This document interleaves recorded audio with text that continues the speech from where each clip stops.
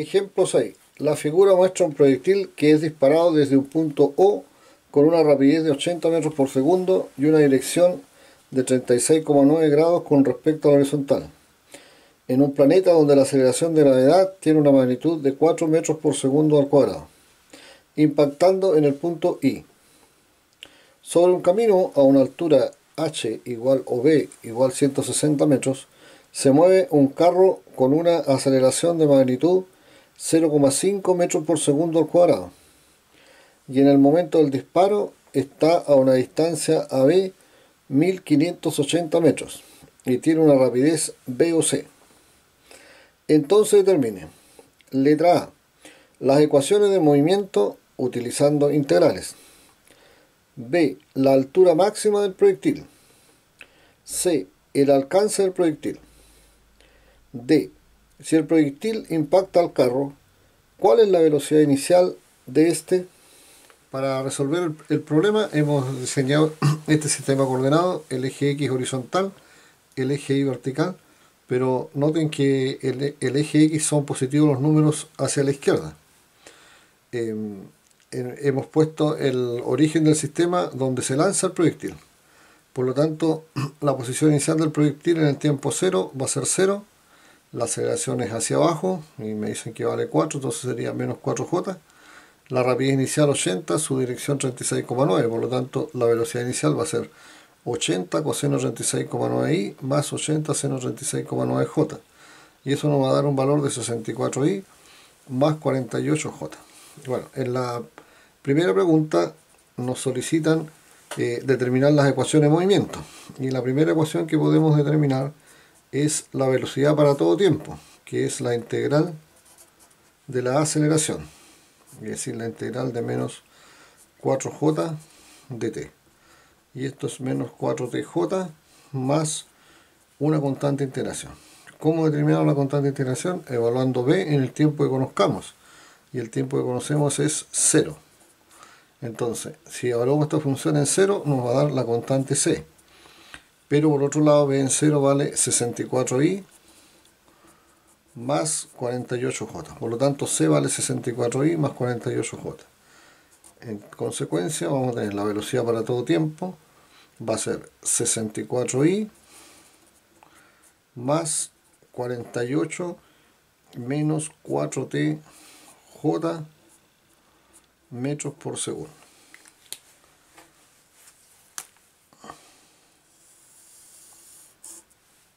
Enseguida, con la ecuación de la velocidad podemos determinar la ecuación de la posición para todo tiempo. La posición para todo tiempo va a ser la integral de la velocidad, es decir, la integral de lo que acabamos de determinar, 64i más 48 menos 4t j dt. Y esta integral vale 64t por i más 48t menos 2t cuadrado j más una constante de integración que la vamos a llamar d. Para determinar d, nuevamente evaluamos r en el tiempo que conozcamos, o sea, en este caso r en 0. Si evaluamos esta ecuación en el tiempo 0, nos va a dar d. Pero por otro lado, r en 0 vale 0. En consecuencia, d vale 0. Por lo tanto, vamos a tener la posición para todo tiempo va a ser 64t por i más 48t menos 2t cuadrado j metros.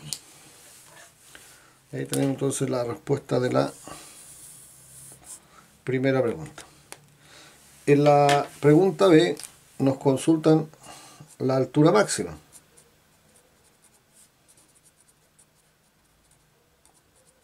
La altura máxima se determina en el instante en que la componente i de la velocidad es 0. Cuando bi vale 0. Entonces, obligamos que este valor sea 0. 48 menos 4t igual 0. Y al resolver eso nos va a dar que t es igual a 12 segundos. O sea, a los 12 segundos se encuentra la altura máxima. Pero me están preguntando cuánto vale la altura máxima. Entonces, la altura máxima va a ser la coordenada i de la ecuación de la posición, esta de aquí, la que acompaña a j unitario, evaluada en ese tiempo. Y entonces eso nos va a dar 48 por 12 menos 2 por 12 al cuadrado, que si hacemos el cálculo nos va a dar 288 metros. Esta sería entonces la altura máxima.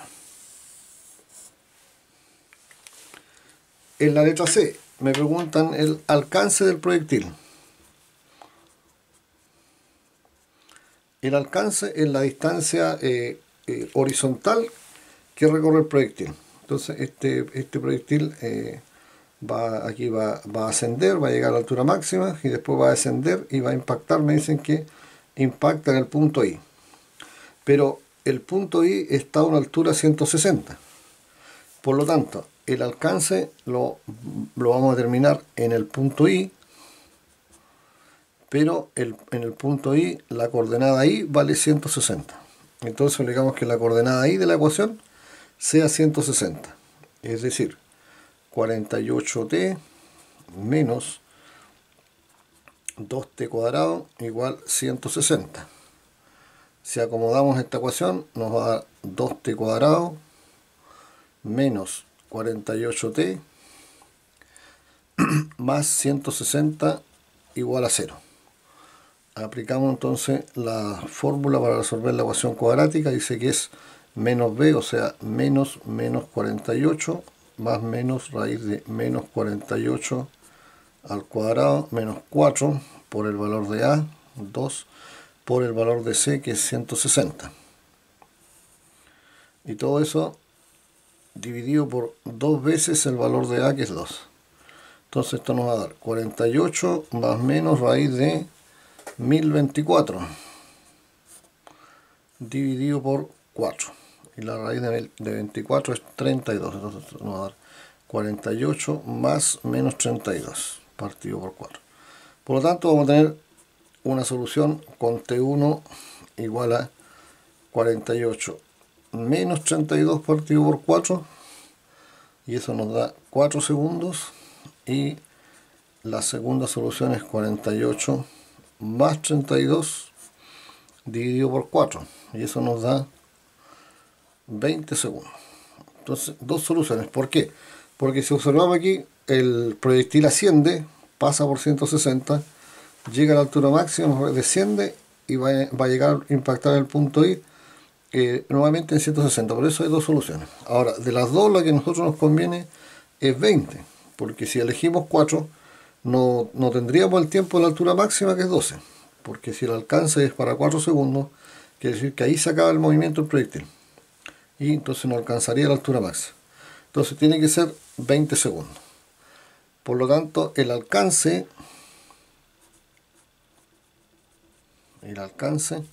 va a ser x evaluado en 20, y x sería 64 por 20, y esto nos va a dar 1280 metros. Ese es el alcance.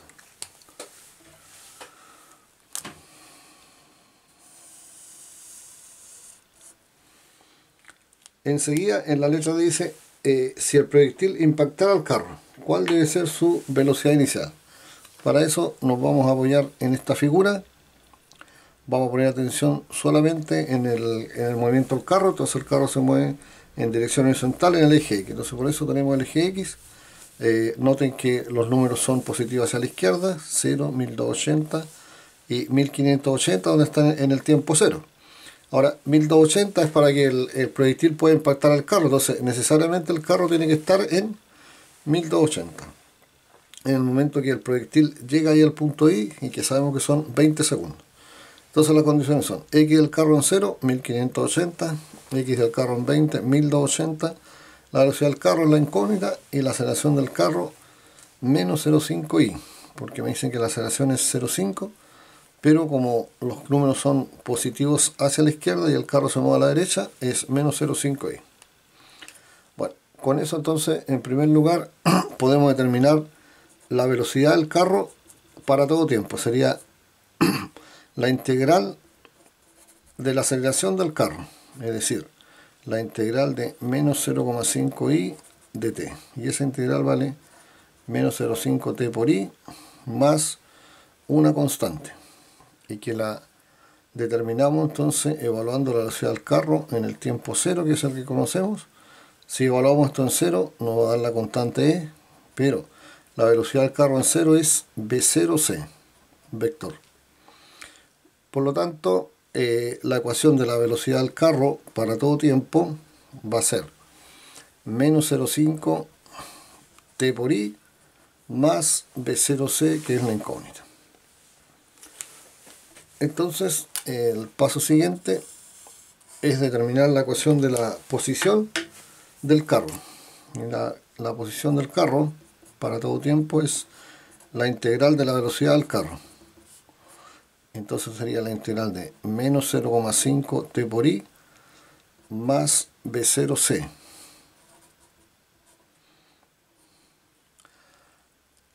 Y esta integral vale menos 0,25 t cuadrado por i más v0c por t más una constante de integración. Entonces, esa constante de integración la determinamos evaluando x del carro en el tiempo cero. Si evaluamos en cero nos va a dar f, pero x del carro en cero son 1580 i. Por lo tanto, la ecuación de la posición del carro para todo tiempo va a ser 1580 menos 0,25 t cuadrado i más v0c por t. Ahora, para determinar el valor que nos piden, vamos a evaluar la ecuación del carro en el otro instante, es decir, los 20 segundos.